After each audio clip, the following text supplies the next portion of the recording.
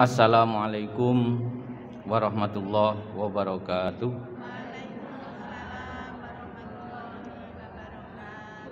Innal hamdalillah nahmaduhu wa nasta'inuhu wa nastaghfiruh wa na'udzu billahi min syururi anfusina wa min sayyiati a'malina. May yahdihillahu fala mudhillalah wa may yudlil fala hadiyalah. Asyhadu an la ilaha illallah wahdahu la syarikalah wa asyhadu anna Muhammadan abduhu wa rasuluhu la nabiyya ba'dah. Allahumma salli wa sallim wa barik ala nabiyina Muhammad wa ala alihi wa ashabihi ajmain, amma ba'du. Ingkang kula hormati segenap pengurus Majelis Taklim Istiqomah Qalbul Wahid, sedaya jamaah. Alhamdulillah, bersyukur pada Allah Subhanahu wa taala di pagi hari ini kita masih bisa bertemu lagi untuk menata hati kita dalam bagaimana kita berkomunikasi dengan Allah, berhubungan dengan Allah, beribadah kepada Allah, dan bagaimana kita dapat meningkatkan keimanan, keyakinan kita kepada Allah Subhanahu wa taala. Semoga Allah selalu membimbing kita untuk selalu berjalan di jalannya. Amin. Salawat serta salam semoga tetap tercurahkan pada panutan kita Nabi Muhammad sallallahu alaihi wasallam. Semoga kita bisa mengikuti jejak beliau lahir batin. Lahirnya kita ikuti syariatnya, kita jalankan perintah serta ikuti akhlaknya. Batinnya bagaimana kita belajar dari hubungan Rasulullah dengan Allah, hati beliau ketertautannya dengan Allah, kita berusaha untuk mengikuti beliau. Semoga kita menjadi umatnya di dunia ini dan kelak di surga. Amin. Ibu-ibu yang saya hormati, melanjutkan kajian kitab Al-Hikam. Di dua pertemuan sebelumnya sempat salah satu sarana untuk menata hati dengan adab lahir kita, yaitu adab makan dulu. Kemudian sekarang balik lagi bagaimana. Jadi intinya seluruh kehidupan kita, baik lahir maupun batin, itu saling berhubungan, tidak bisa terlepas. Adz-dzahir yadullu alal batin, lahir kita, luar kita menunjukkan juga suasana batin kita. Ketika wajah kita teduh, pandangan mata penuh kasih, itu menunjukkan batinnya juga baik. Artinya semua akan terpancar dari lahir, dari batin akan terpancar keluar, dan akan menjadikan kita seseorang yang selalu waspada, selalu hati kita menjadi hati yang penuh dengan kelemah lembutan. Seperti Rasulullah SAW, saking halusnya hati beliau, setiap apa yang dipandang beliau dipandang dengan penuh rasa kasih, sampai batu pun itu dipandang dengan penuh rasa kasih, sampai akhirnya batu itu juga mengajak komunikasi dengan Rasulullah SAW. Jadi memang mukjizat Rasulullah itu, semua mukjizat yang pernah dialami oleh para nabi sebelumnya, Rasulullah pasti mengalami. Nabi Sulaiman bisa bicara dengan hewan. Rasulullah malah banyak hewan yang mengucapkan salam kepada Rasulullah, Rasulullah menjawab. Bahkan Rasulullah bisa bicara dengan batu. Nabi Musa bisa membelah Laut Merah. Rasulullah membelah bulan. Dan sudah terbukti kebenarannya ketika salah satu astronot yang pernah mendarat di bulan, memang Allah yang akan membuktikannya, yaitu kesimpulan dari ketika turun itu bahwa bulan pernah terbelah sekitar 14 abad yang lalu. Begitu pula mukjizat-mukjizat yang lainnya. Air tunduk pada Rasulullah sehingga ketika saat kesulitan sahabat kehausan, bahkan sudah waktunya sholat, bisa memancar dari sela-sela jari Rasulullah air yang tiada habis sampai cukup untuk minum dan wudhu orang 70-an. Artinya semua yang di sekitar Rasul ini mendukung, membantu semua apa yang dilakukan Rasulullah. Karena apa? Karena terpancar dari hawa luar Rasul, dari hawa lahir Rasul, termasuk pandangan mata beliau, pendengaran beliau, dan semua gerakan beliau ini membuat simpati sekitarnya, yang akhirnya banyak hal yang diberikan, dipersembahkan oleh sekitarnya untuk kepentingan Rasulullah. Lah ini berawal dari hati. Jadi ketika hati kita lembut, pasti pandangan mata kita teduh. Ketika hati kita selalu bergantung kepada Allah, pasti pandangan mata kita selalu tenang. Tidak akan ada rasa panik, tidak akan ada rasa galau, karena ada ikatan yang kuat kita dengan Allah, seperti Rasulullah selalu hatinya selalu bergantung kepada Rasulullah. Di pagi hari ini, apa yang salah satunya yang dilakukan oleh Rasul disebutkan di kitab ini sebagai bentuk realisasi apa yang dilakukan oleh Rasul. Al-ghafilu idza asbaha yanduru madza yaf'alu wal aqilu yanduru madza yaf'alullahu bihi. Seseorang yang dianggap sebagai orang yang lupa, orang yang kurang waspada, meskipun dia baik, jika saat hariannya bangun tidur pagi yang dipikirkan apa yang akan saya lakukan sekarang, program apa yang hari ini yang harus saya lakukan, dan saya punya rencana apa, ini kategori orang yang kurang waspada. Meskipun sehari ini, habis ini saya bangun salat subuh, habis ini nanti saya sholat duha, nanti siangnya duhur, dan di sela-sela itu saya kerja, di sela-sela itu saya jualan dan macam, termasuk habis ini saya ngaji dan macam-macam. Ini rencana planning kita. Ini ketika kita memplanning seperti ini, kategori kurang waspada. Jadi menata hati kita, menata niat kita. Meskipun setiap saat apa yang kita lakukan ini baik, niatnya, tujuannya baik, tetap dikatakan kurang waspada. Bagaimana sebenarnya? Yaitu seseorang yang bangun tidur, dalam memandang kehidupan ini, dalam memandang apa yang dilakukannya, di hatinya, habis ini apa yang Allah pekerjakan untuk saya, apa yang Allah bimbingkan ke saya.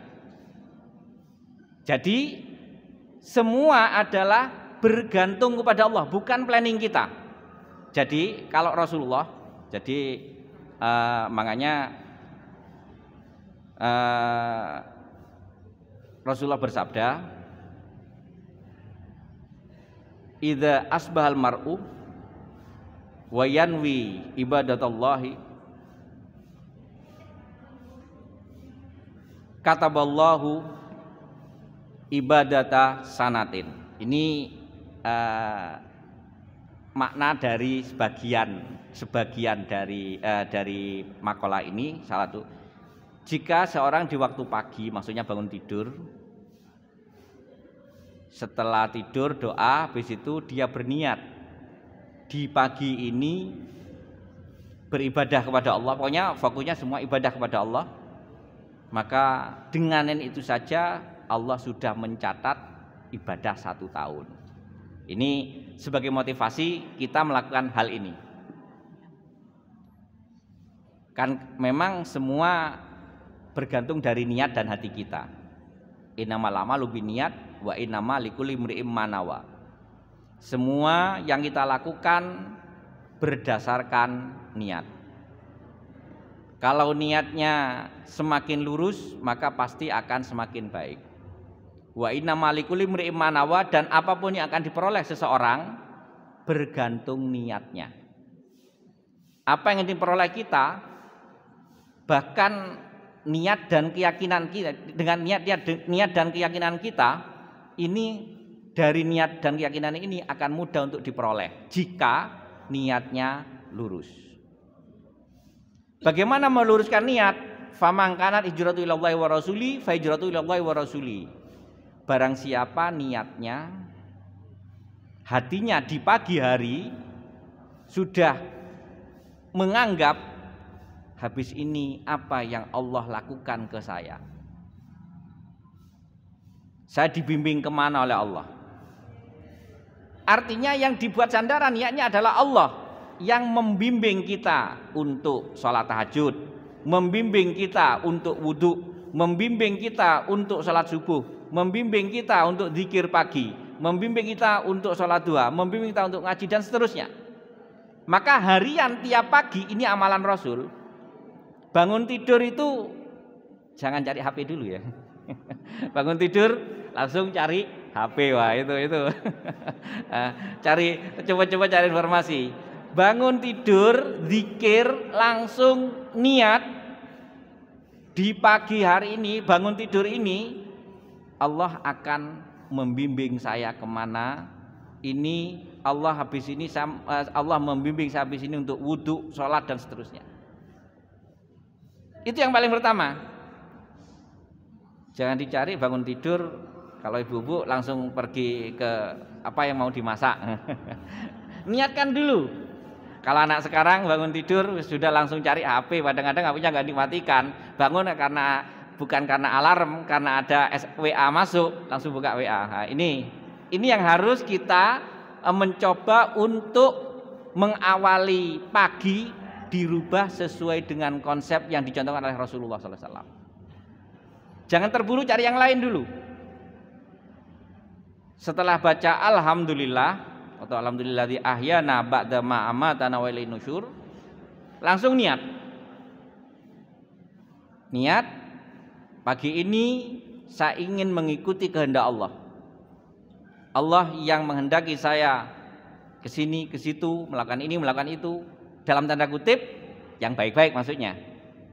Jangan digeneralisir, wah nanti saya korupsi, ini Allah yang menghendaki tangan saya yang jangan. Artinya niat faman kanat hijratullahi wa rasulihi, niatnya menuju jalan Allah dan Rasulnya. Jadi niat menuju jalan yang ditunjukkan oleh Rasul dengan dibimbing langsung oleh Allah. Jadi niat ketika kita bangun tidur langsung niat sebelum melakukan aktivitas yang lain, maka adab tidur itu, adab bangun tidur itu ketika kita sadar itu nggak boleh langsung jerantalan, nggak boleh, nggak boleh langsung bangun langsung lari ke kamar mandi. Sebenarnya nggak boleh. Dalam penyesuaian adaptasi tubuh kita pun itu nggak boleh, di ilmu kesehatan juga nggak boleh. Jadi bangun dalam keadaan sadar awal langsung Alhamdulilladzi ahyana ba'da ma amatana wa ilaihin nusyur. Artinya jangan bangun sadar langsung, lah itu yang nggak boleh, langsung jerantal nggak boleh. Adabnya juga nggak pas. Yang kedua, secara psikis maupun pengaruh ke jantung ini juga kurang bagus.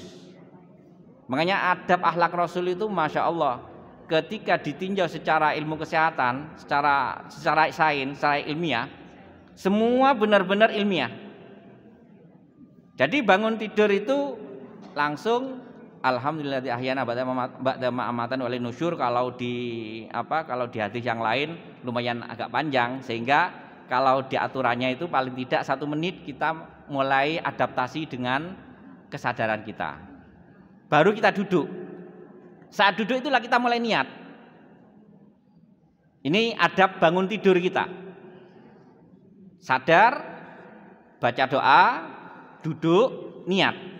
Niatnya tadi, niat hari ini saya ingin ikut apa yang dicontohkan oleh Rasul dengan bimbingan Allah yang membimbing. Jadi Allah sebagai pembimbing utama secara langsung pada kita, ya itu urusan dilewatkan malaikat itu kembali itu Allah. Tapi yang jelas Allah yang membimbing kita.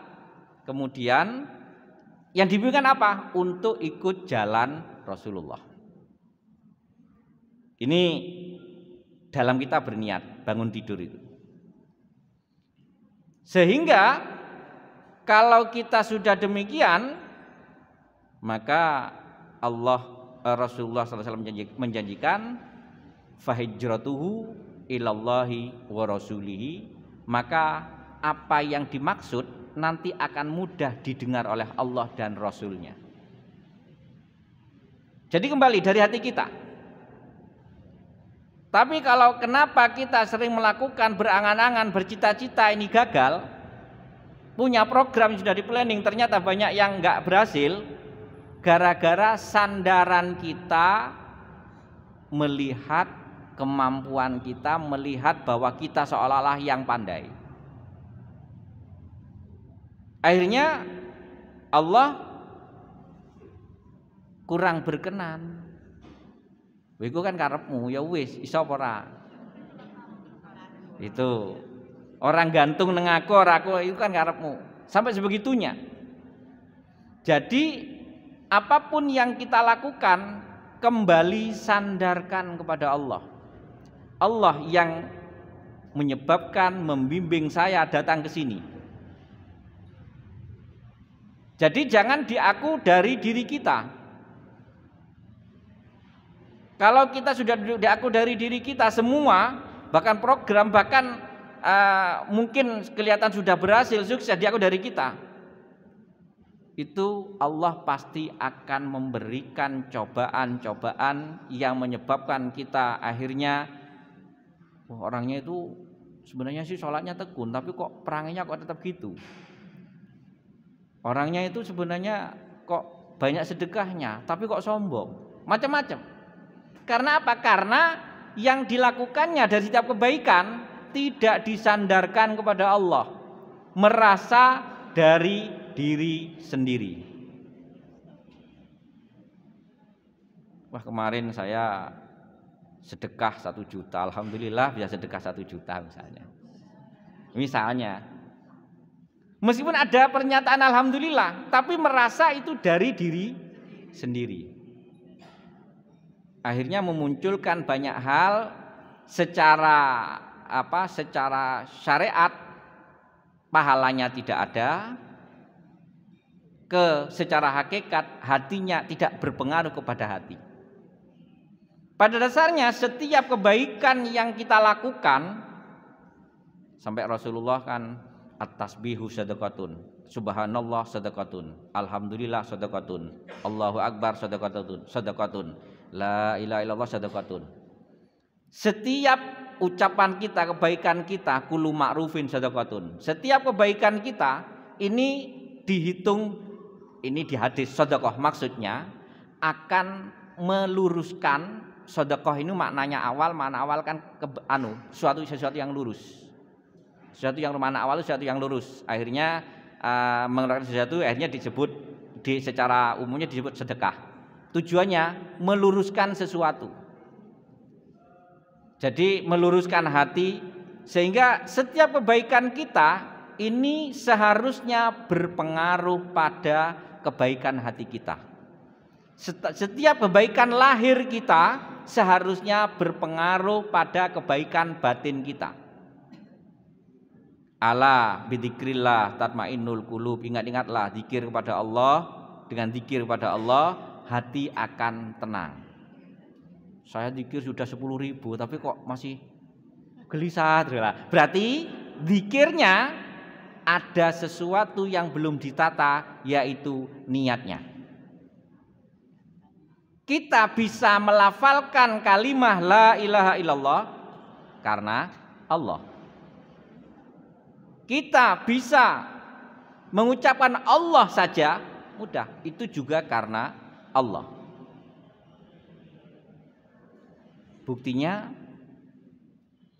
kalau kita memperhatikan beberapa orang-orang yang belajar, saya sering nunggu orang yang mau menjelang nazak. Padahal sudah sering mengucapkan, tinggal mengucapkan kalimat Allah, ada yang nggak mau. Apa itu? Ada yang gitu. Bahkan misu. Artinya bahwa ucapan sebegitu mudahnya Allah, kalau Allah nggak berkenan nggak bisa.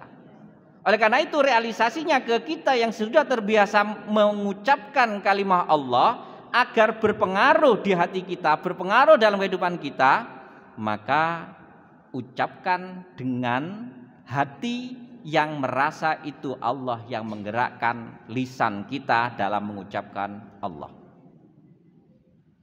Ini penataan batin kita dalam setiap apa yang kita lakukan. Begitu pula ketika bangun tidur, saya ingin ikut adab Rasul misalnya. Dan dalam mengikuti adab ini, Allah yang menggerakkan saya bisa mengikuti adab Rasul. Masuk kamar mandi dengan kaki kiri ingin ikut adab Rasul. Jadi ada di beberapa ada masuk kamar mandi itu ada sendiri. Masuk kaki kiri dengan memakai alas kaki meskipun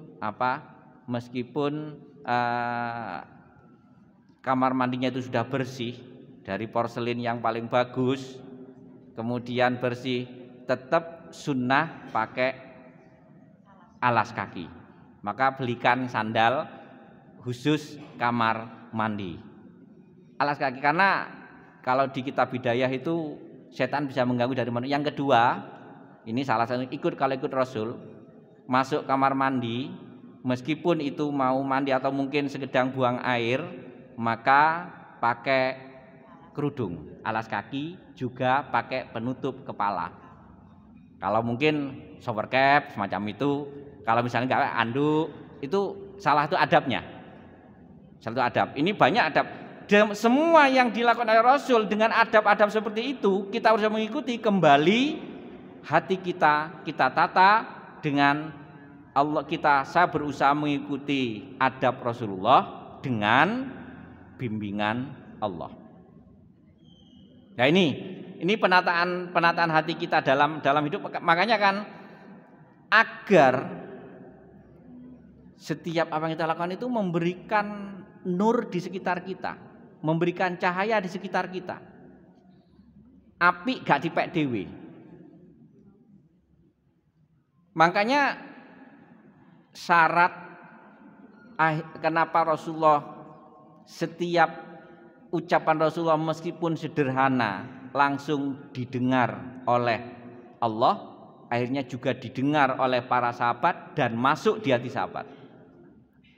Karena nur yang terpancar dari Rasulullah yang berangkat dari hati itu benar-benar bisa masuk ke hati sekitarnya. Salah satu contoh, ini Abu Hurairah itu saat awal masuk Islam, beliau itu seorang yang tidak cerdas, gampang lupa.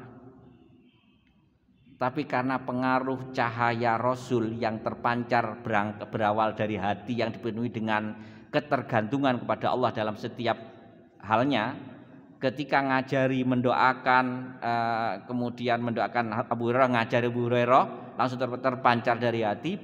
Abu Hurairah bukan hanya sekedar hafal Al-Quran, tapi hadis yang banyak diriwayatkan itu baik Abu Hurairah, Aisyah itu punya hampir sama banyaknya hadis yang diriwayatkan. Apalanya menjadi karena berpengaruh pada sekitarnya. Sama Syabil Hasan Asyadili, gurunya yang ngarang kitab Al-Hikam, Ibnu As-Sakandari. Beliau yang setiap langkah kehidupannya hanya bergantung kepada Allah, bahkan akhirnya Allah memberikan banyak kemudahan ke dia, selain muridnya hanya sekedar mengucapkan A, sudah muridnya faham. Karena berangkat dari hati yang benar-benar bergantung kepada Allah.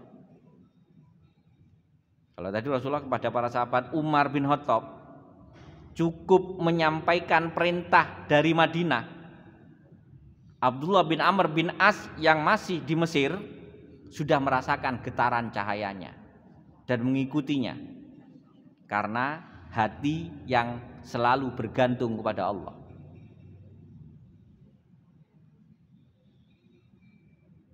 Contoh lagi, guru saya atau gurunya mbah saya, gurunya Kiai Lirboyo, Kiai Muhammad Khalil Al-Bangkalani, kalau ngaji enggak diterangkan seperti saya gini, baca gremeng, bacanya gremeng, terus baca kitab diterjemahkan dengan bahasa Madura gremeng. Kalau anak sekarang ditinggal,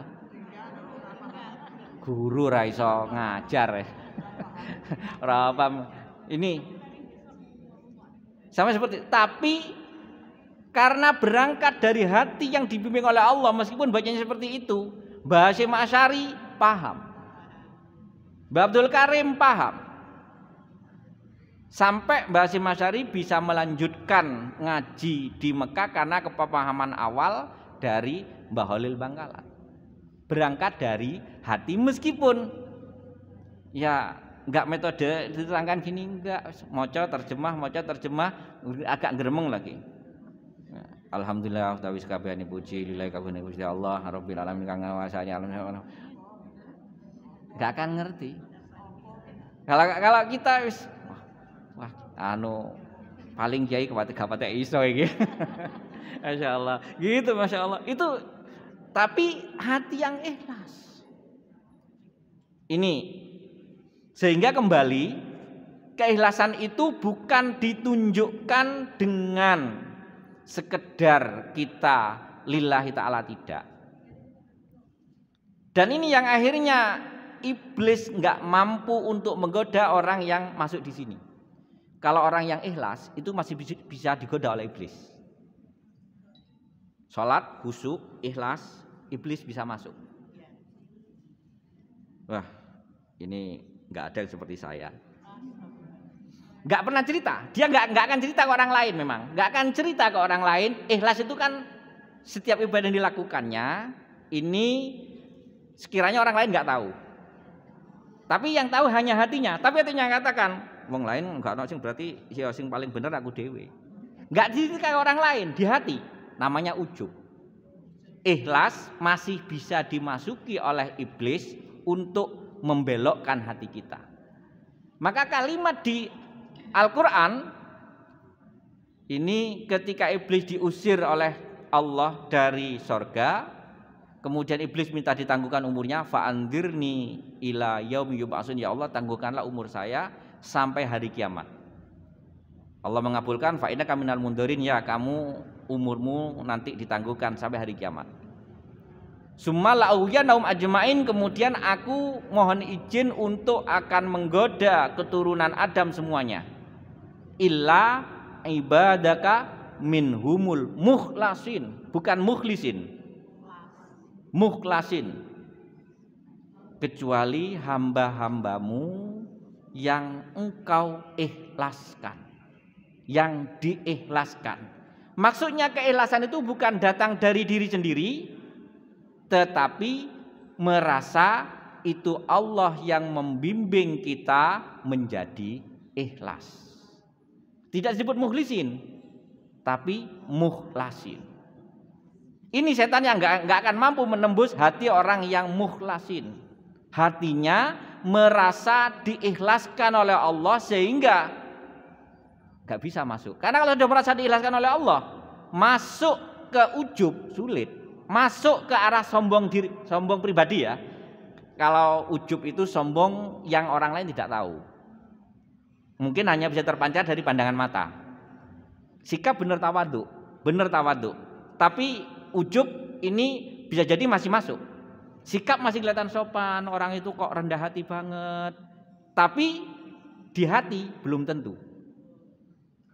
Kalau yang menunjukkan di luar saya ini itu berarti sombong. Tapi kalau ujub, orangnya benar tawadhu, sopan, rendah hati, yang diucapkan selalu merendah. Tapi hati nggak tahu kalau dia ujub. Ya ibaratnya kalau diibaratkan orang harimau, kalau mau menerkam itu kan nunduk, nggak langsung gini. Kalau gini nggak bisa menerkam, nunduk dulu. Ini ujub seperti itu. Orang lain nggak tahu kalau dia dia dari luar benar-benar tawadhu, rendah hati. Orang tiangi saya sangat nggih mboten nyombongi. Dia tidak sombong, pandai menabung. Tidak sombong, tapi di hatinya.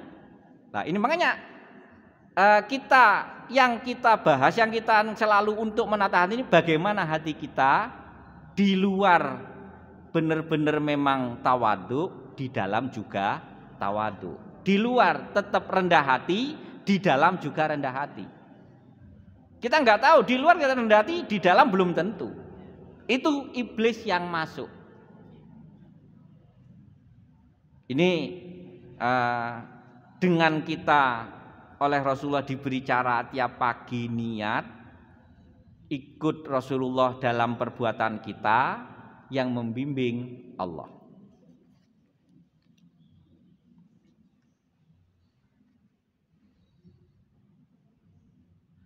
Ketika keadaan seperti ini, awwalu khatirin yuraddu alal abdi huwa mizanu tauhidihi. Takaran tauhid kita dilihat dari keadaan hati. Takaran kita dalam mengesahkan Allah, mentauhidkan Allah, ini berangkat dari hati. Jadi bukan mesti orang yang tahajudnya banyak, kemudian dia puasanya banyak, ini tauhidnya bagus, belum tentu. Berangkat dari hati. Wa may yu'azzim sya'airallah fa huwa min taqwal qulub. Wa may yu'azzim, barang siapa yang mengagungkan sya'airallah, isyarat-isyarat dari Allah. Dari ini salah satunya menata hati kita bahwa itu semua dari Allah.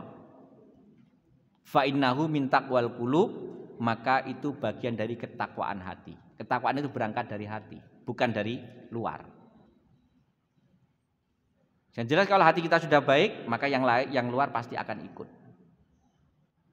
Innallaha la yanzuru ila ajsamikum wa la yanzuru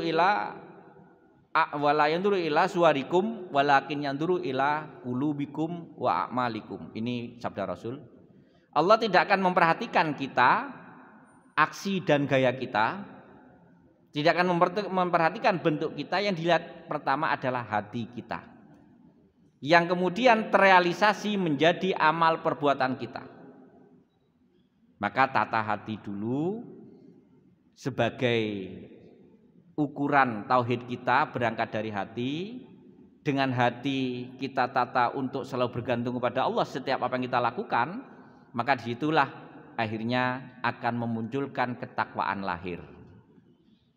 Ketakwaan lahir ini bukan hanya sekedar ketakwaan individu. Kalau ketakwaan individu seolah-olah kita hanya berhubungan dengan Allah, sebaik-baiknya tidak.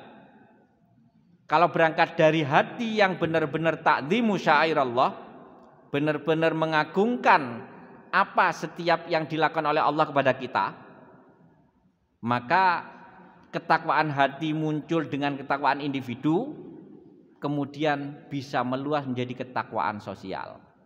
Artinya ketika hati kita sudah baik, ibadah kita sudah baik, hubungan dengan orang lain pasti baik.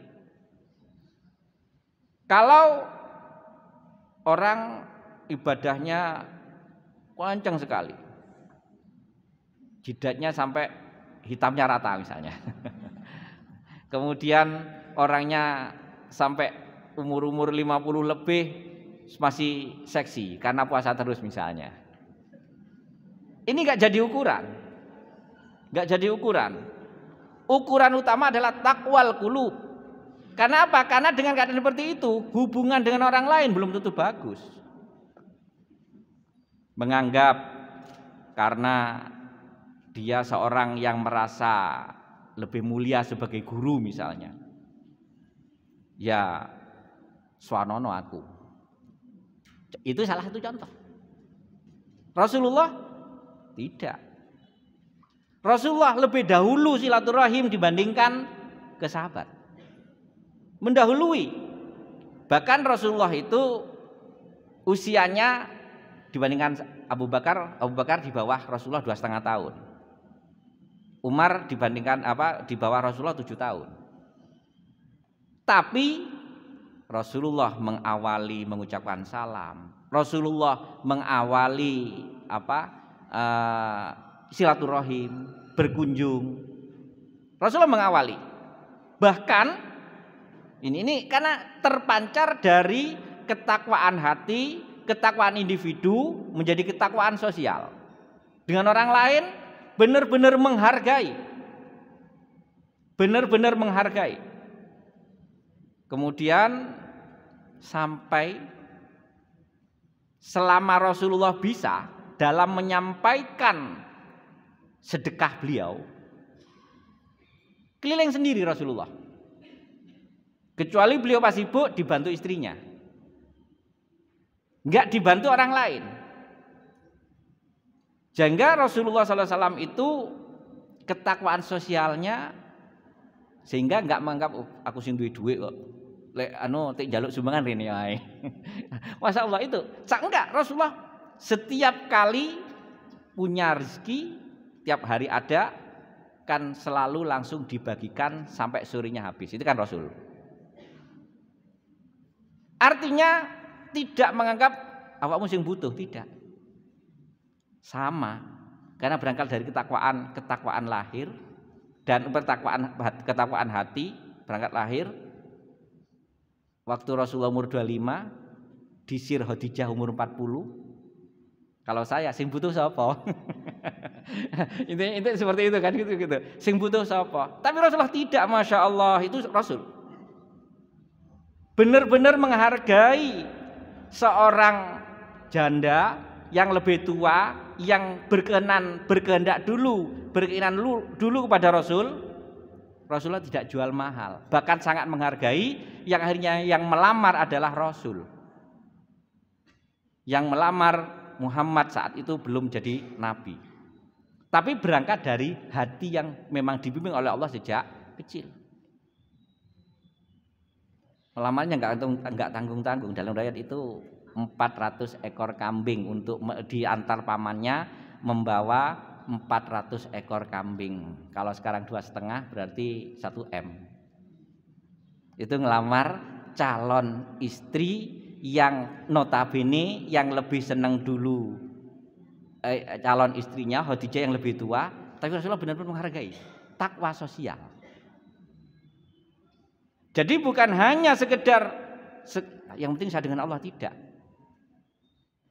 Berangkat dari ketakwaan hati, muncul ketawaduan lahir batin, sehingga ke siapapun ini tidak ada yang dibeda-bedakan.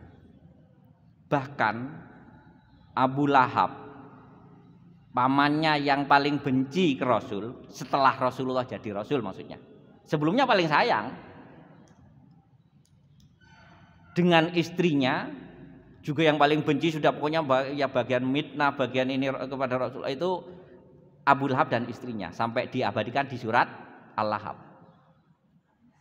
Tapi saat beliau wafat keduanya, Rasulullah masih berusaha memohon kepada Allah agar meskipun ada di neraka, ini memohon meskipun ada tempatnya di neraka tidak kena jilatan api. Sampai sebegitunya, karena hati Rasul yang terpancar keluar dengan penuh kelemah lembutan dan rasa kasih yang luar biasa. Ini berangkat dari ketakwaan hati. Dan situlah parameter tauhid kita berasal dari sini. Sehingga orang yang dianggap tidak waspada, idza asbaha awwalu khatirin yuraddu alaihi nisbatul fi'li ila nafsihi fayaqulu madza af'alul yaum fawa mustaghalun bi tadbiri nafsihi masrufun anin nadri ila maulahu. Dianggap orang yang tidak waspada jika saat pagi bangun tidur yang muncul awal di hati kita apa yang akan kita lakukan, ini kembali. Program apa yang akan kita lakukan meskipun itu kebaikan, dan itu merasa saya pokoknya hari ini saya harus seperti ini, saya harus baik, harus ini, ya seperti itu, maka di sini tidak memalingkan diri bahwa itu dari Allah, maksudnya memalingkan bahwa ini memang berasal, memang niat dia, bukan karena kehendak Allah, maka ini kategori orang yang belum atau yang tidak waspada, orang yang lupa sebutannya. Jadi kalau kita, makanya kita salah satunya kenapa kita kok diperintah untuk doa, salah satunya agar tidak memunculkan bahwa ini dari saya. Doa apapun, termasuk doa dalam ibadah, makanya Rasulullah mengajarkan Allah ma'ini ala dzikrika wa syukrika wa husni ibadatik, ya Allah tolonglah saya untuk selalu zikir, untuk selalu bersyukur kepadamu, untuk selalu ibadah dengan yang terbaik padamu. Ini berarti ditolong Allah. Ini fungsinya doa itu agar kita tidak, ini ya karena saya iman saya kuat sehingga saya mampu untuk salah ini. Abdullah bin Amr bin As memang orang yang kuat dalam ibadah, sehingga bangun semalaman zikir ini kuat. Kemudian bangun puasa terus tanpa berhenti, kayak buka sekedarnya, ini mampu. Hanya Rasulullah mengingatkan, ingat hakku nafsika, hak dirimu, wa hakku ahlika, hak keluargamu. Artinya saat itu ketika matur kepada Rasulullah, saya mampu ya Rasulullah untuk sholat terus malaman, saya mampu ya Rasulullah untuk puasa terus tiap hari tanpa saya berhenti. Makanya akhirnya muncul hadis saum qiyam yang baik qiyamud Daud, puasa yang baik adalah puasa Daud. Hadis itu berasal dari Abdullah bin Amr bin As ini. Namun karena ada pernyataan seperti itu, pernyataan dari Abdullah bin Amr bin As ini semacam ada ego pribadi dalam melaksanakan ibadah. Ego pribadi ini maksudnya bahwa ini saya kuat, ini saya kuat, ibadah terus saya kuat, sholat semalaman sampai 1000 rakaat saya kuat, misalnya seperti itu. Ini yang oleh Rasulullah nggak boleh. Jadi ibadah ada karena nafsu. Ibadah karena nafsu ini yang harus kita jaga. Ibadah itu bukan karena nafsu, tapi ibadah bagaimana Allah menjadikan kita seorang hamba. Hamba manut kepada tuannya. Makanya Rasulullah, Allah wa ma khalaqtul jinna wal insa illa liya'budun, tidaklah aku menciptakan jin dan manusia kecuali hanya untuk aku bimbing, hanya beribadah kepadaku. Pemahamannya bukan dari manusianya, tapi bukan dari hambanya, tapi Allah Tuhan yang membimbing hambanya. Nah ini penataan di hati kita. Apapun dari syariat yang kita lakukan, kita tata sampai seperti itu. Kemudian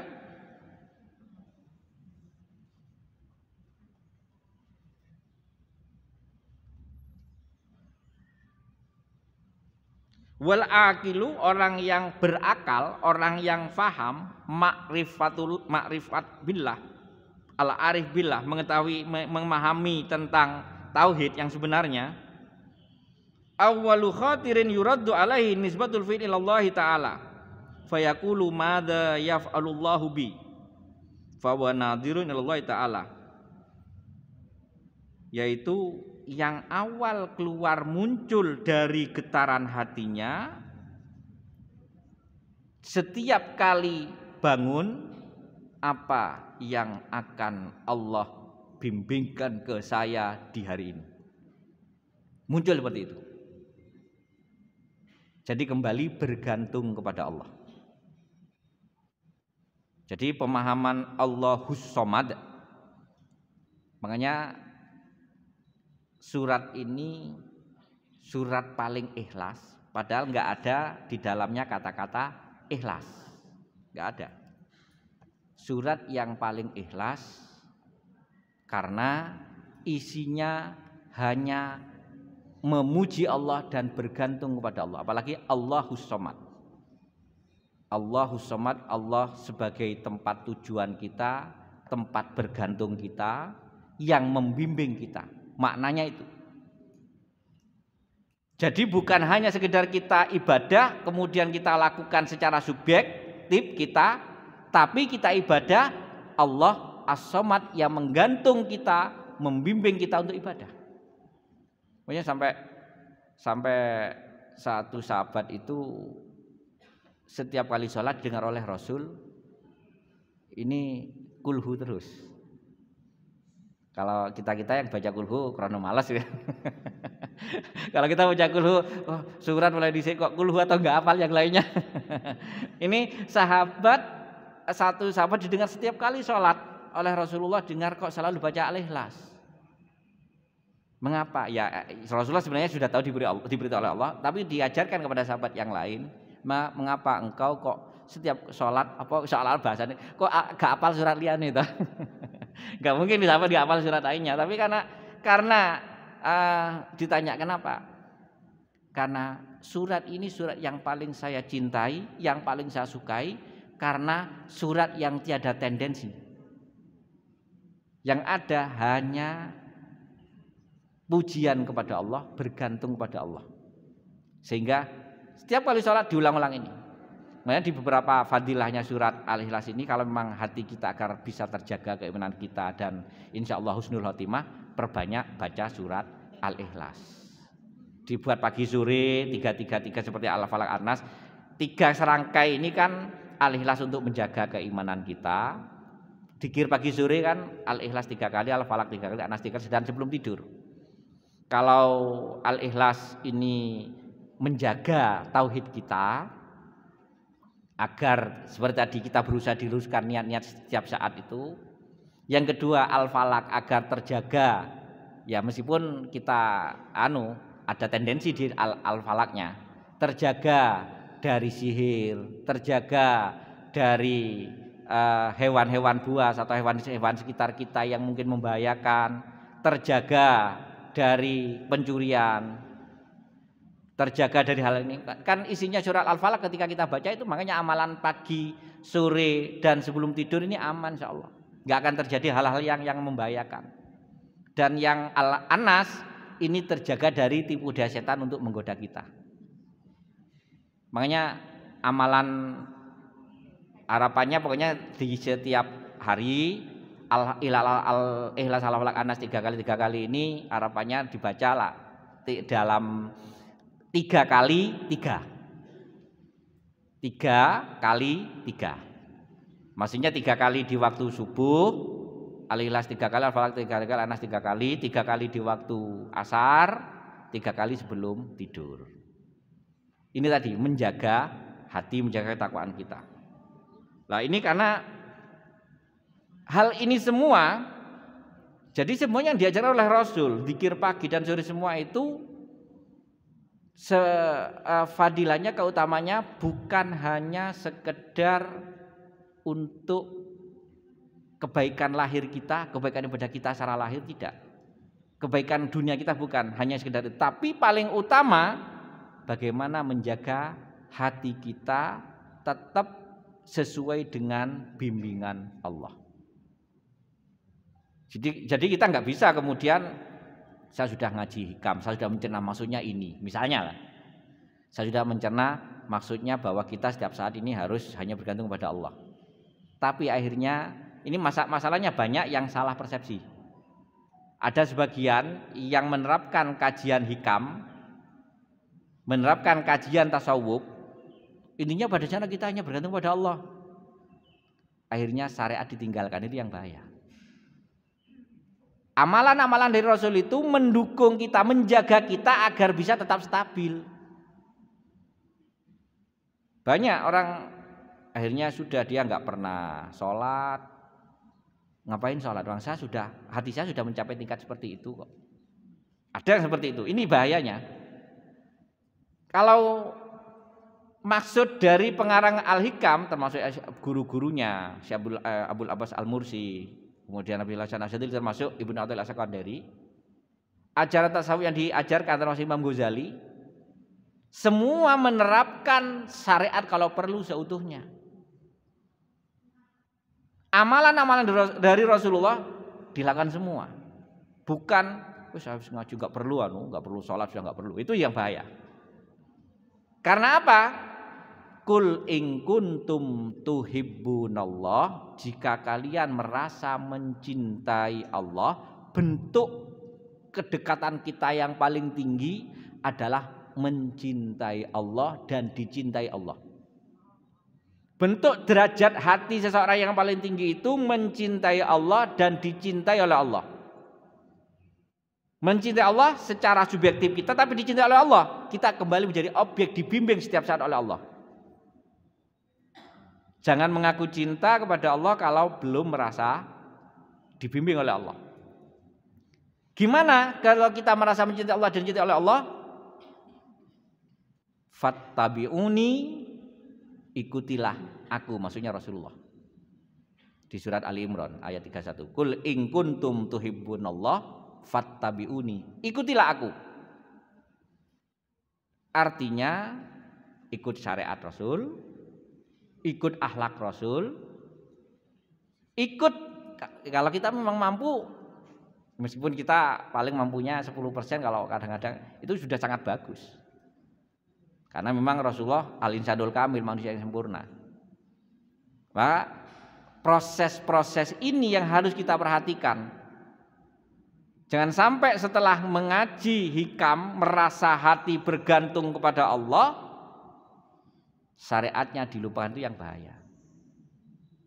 Ini yang perlu saya garis bawahi dan sering saya sampaikan. Saya ingatkan karena takutnya banyak di Kediri ada komunitas pengikut Ar-Rumi, salah satu tokoh tasawuf yang hatinya memang bergantung kepada Allah, sehingga yang diambil hanya satu sesi atau satu momen saat beliau whirling dance.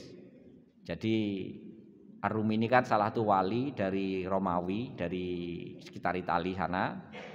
Ini sebenarnya ahli hadis awalnya, ahli hadis, syariatnya kenceng. Kemudian suatu saat saking kencengnya ibadah sampai suatu saat itu seperti orang saking dekatnya kepada Allah, seperti orang nggak kesurupan sih. Akhirnya tarian whirling dance. Kalau biasanya di Turki, kalau itu tarian melingkar-lingkar, muter-muter. Itu kan dari Syekh Jalaluddin Ar-Rumi. Beliau seorang ahli syariat, ahli hadis awal itu. Sehingga 3 hari 3 malam beliau nari tidak berhenti, malah tambah sehat. Hanya itu yang diambil. Karena merasa hati bergantung kepada Allah, akhirnya seperti itu. Bukan diambil proses, bahkan setelah itu nggak diperhatikan. Proses untuk bisa seperti itu, itu melalui proses ibadah yang kuat, pendekatan kepada Allah yang kuat. Kebanyakan yang diambil hanya setelah mencapai hati seperti itu, sehingga hanya Allah yang ada di hatinya, sehingga dia hanya menari 3 hari 3 malam, sehingga nggak melakukan syariat. Ini yang bahaya, yang jangan sampai terjadi. Syariat tetap lakukan, karena syariat yang akan mengantarkan kita ke arah itu. Ini kemudian Padahal Jalaluddin Ar-Rumi ini setelah melakukan tarian Wirlidan itu kembali ibadahnya kenceng lagi. Bahkan di satu cerita lagi di Jalaluddin Ar-Rumi itu, beliau saat bersyair dengan diiringi gitar, beliau sambil bergitar, itu bersyair sehari semalam itu nggak terasa, lupa. Maksudnya sampai lupa dengan semuanya, kuat. Tapi hanya hatinya bergantung kepada Allah, saat itu Allah yang beri lupa. Tapi setelah itu kembali sholat lagi. Yang diingat itu yang diambil saat beliau mencapai hati yang lupa dunia, lupa semua. Kalau sudah lupa dunia, lupa semua, termasuk lupa saat lupa syariat, benar-benar lupa yang adanya Allah, itu kan sudah rufi al-qolamu, sudah kolam catatan sudah ditarik yang adanya Allah. Nah ini yang bahaya di sekitar kita seperti itu. Banyak komunitas-komunitas sekarang yang akhirnya asalnya ikut tasawuf, ikut ini, yang menjadikan seorang tersebut melupakan syariat. Makanya di setiap kali saya sampaikan, kemudian garis bawah terakhir, meskipun hati kita bergantung ini itu, kembali ayat tadi mesti saya sampaikan, tetap ikut Rasulullah SAW. Sayyidul Aulia, walinya wali Rasul. Sayyidul Anbiya, nabinya nabi Rasulullah. Orang yang paling takwa Rasulullah. Orang yang paling bertauhid Rasulullah. Tetapi Rasulullah tetap menjalani sebagaimana yang dilakukan yang kita contohkan sekarang. Ini mungkin ini yang saya sampaikan. Semoga meskipun makanya kan banyak orang yang menyampaikan tasawuf itu sesat. Masalahnya diajarkan hanya separuh-separuh, nggak disampaikan seutuhnya. Ini semoga kita oleh Allah dibimbing hati kita, lahir batin, lahirnya kita dapat menjalankan syariat dengan sebaik-baiknya, batin kita selalu bagaimana bergantung pada Allah. Allahumma a'in